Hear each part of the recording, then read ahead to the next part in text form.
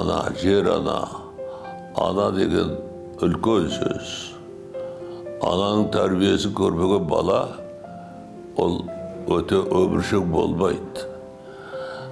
Ана әкесі жетім, жарты жетім дейді. Анасы жетім, толық жетім дейді. Самалы маңдайыма тиген, тамағы таңдайыма тиген, Қазақстанның бір жерінде көрдім. Дәл мынандай көргенім көп еді, бірақ мына көптің ішіндегі бүгінгі көргенім ерекше, кешелі бүгінгі болып жатқан істі анаға тағзым дегенді, ананы қадірлеп, қастерлеп, осындай дәрежеде көрсетіп тұрғандарыңыз бұл ерекше. Тағылымдық мағынасы өте зор екен.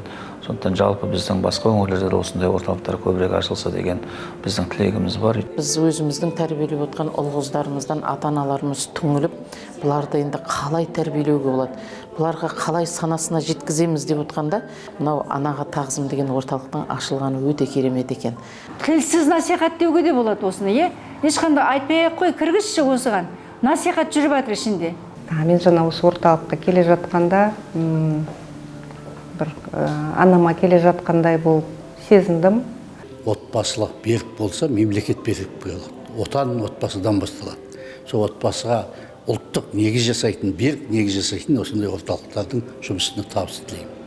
Бұл бір қазақтың дәстүрін жалғастыратын, анаға тағзым деген бір терең ұғымменен жасалған бір керемет рухани орталық екен. Ең бастысы анаға тағзым деген атаудың өзі қандай адамның жүрегіне жылы тиеді.